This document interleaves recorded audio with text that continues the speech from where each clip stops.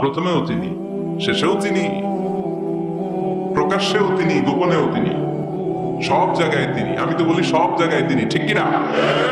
কারণ আমরা যখন আজান দেই, আজানের শুরুতে কি বলি? আল্লাহু আকবার বলি না? তার মানে আজানে আল্লাহর নাম আছে না নাই? কথা বলেন। নামাজে আল্লাহর নাম আছে না নাই? আমরা যখন ধারালো একটা ছুরি দিয়ে ঈদুল আজহার দিনে পশু জবাই করি, কি বলি? আল্লাহর নাম। আবার জিকিরের মধ্যে আছে কার নাম? জোরে বলেন। তার সবসময় প্রশংসা করবো কার? আমরা যেন বেশি বেশি আল্লাহর প্রশংসা করতে পারি। আল্লাহ তুমি তৌফিক দাও। কারণ আল্লাহর ওয়াদা যে আল্লাহ কোরআনের বাণীকে ছড়িয়ে দিবে। বিশ্বনবীকে আল্লাহ তাআলা পুরো পৃথিবীটাকে ছোট্ট করে কনসাইজ এন্ড প্রিসাইজ করে মিনিয়েচার করে বিশ্বনবীকে দেখিয়েছেন। মুহাম্মদ দেখো, this is Asia, this is America, this is Africa. পুরো মহাদেশ গুলো দেখিয়েছেন, গোটা বিশ্বটাকে বিশ্বনবীর কাছে ছোট করে দেখিয়েছেন। আর বিশ্বনবী বলেছেন, যতদূর জায়গা আমি দু চোখ দিয়ে দেখেছি ততদূর জায়গায় কালিমার বাণী পৌঁছে যাবে। পৃথিবীর কোন অপশক্তি কোরআনের আওয়াজকে থামিয়ে দিতে পারবে না। এমন কোন জায়গা থাকবে না যে জায়গা থেকে আল্লাহু আকবার বলে উচ্চারিত হবে না। চিল্লায় এখন ঠিক কিনা? এজন্য ইসলামের পক্ষে থাকলে লাভ না লস, আর ইসলামের বিপক্ষে গেলে সব শেষ। দুনিয়াও বরবাদ, আখিরাতও বরবাদ। এজন্য আমরা যেন সবসময় ইসলামের পক্ষে থাকতে পারি। আল্লাহ তৌফিক দাও।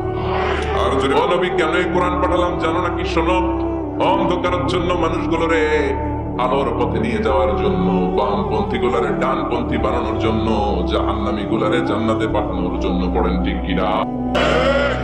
কোরআন পড়লে কেউ বামপন্থী থাকতে পারে না, পারে? জাহান্নামী থাকতে পারে না, পারে? অন্ধকারে থাকতে পারে না। তাকে আলোর পথ দেখায় কি? কারণ কোরআন নিজেই তো আলো। অনেকে চায় কোরআনের আওয়াজকে মাটির নিচে পুঁতে ফেলতে, ইসলামকে মাটির নিচে পুঁতে ফেলতে, কিন্তু ওরা জানে না ইসলাম হচ্ছে বীজের মতো, চারা বীজের মতো। চারা বীজ মাটিতে পুঁতে দিলে কি হয়? আবার উপরের দিকে ওঠে। সুবহানাল্লাহ পড়বেন না? এজন্য কাফিরদের হুঙ্কার, হুমকি, ধামকি, রক্তচক্ষু আর ষড়যন্ত্রের কবলে কোরআনের কিচ্ছু হবে না, বরং গোটা বিশ্বব্যাপী কোরআনের জয় জয়কার। হাজার হাজার এই প্রমাণ করে এই কোরআনের বিজয়কে ঠেকাবার মতো শক্তি মহাবিশ্বে কারো নাই। চিৎকার করে বলেন ঠিক কিনা? দেওয়ান বিশ্বনবীর কল্লা কাটার জন্য তলোয়ার নিয়ে বিশ্বনবীর কাছে এসেছিল। ওই উমরকে ইসলামের ছায়াতলে এনে ইসলামের খলিফা বানিয়ে দিয়েছে কে? ভুল নাই, কোনো সন্দেহ নাই। মুত্তাকিনদের জন্য আল্লাহ তাআলা হেদায়েতের মেথোডোলজি করে এই বইটাকে পাঠিয়েছেন। বলেন সুবহানাল্লাহ।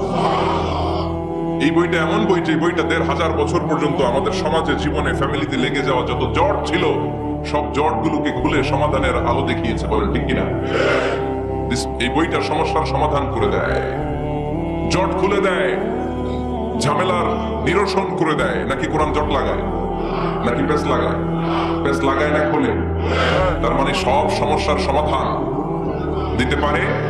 এই বইটা খোলো আর চোখ বোলাও, তোমার সমস্যার সমাধান এনে দিতে পারে কে? আল্লাহ। এজন্য এই কিতাবটা এমন কিতাব, এই কিতাব থেকে প্রেসক্রিপশন না নিলে সমাজটা সুন্দর হবে না। এই কিতাব থেকে প্রেসক্রিপশন না নিলে জীবনটা সুন্দর হয় না।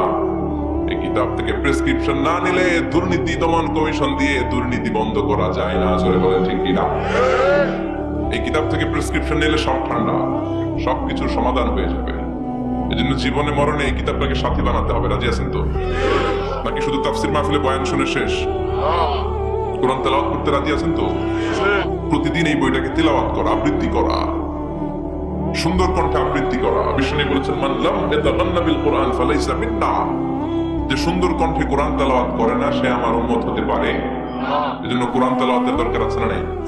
কোরআন তেলাওয়াত করেন তো? কিয়ামতের দিন কোরআন যদি আমাদের বিরুদ্ধে দাঁড়ায় জান্নাতের দরজা খুলবে না আটকে যাবে? এজন্য প্রথমত প্রতিদিন আমরা কোরআনের তেলাওয়াত করব। রাজি আছেন? মনে থাকবে? যারা কোরআন জানেন না, হুজুর কোরআন শিক্ষার আসর একটা করবেন সান্ধ্যকালীন রমজান মাসে। মুরব্বীরা, বয়স্করা যারা কোরআন পড়তে পারে না তারা এখানে এসে কোরআন শিখবেন। রাজি আছেন তো? আমরা কোরআন জেনে বুঝে মরতে চাই। রাজি আছেন? কোরআন শিখলেও লাভ, শিখাইলেও লাভ। খায়রুকুম মান তাআল্লামাল কুরআন ওয়া আল্লামা। The best person among you who reads Quran by himself and teaches it to others. সবচেয়ে সেরা আল্লাহর কাছে সে যে নিজেও কোরআন পড়ে অন্যেরও পড়ায় দেয়।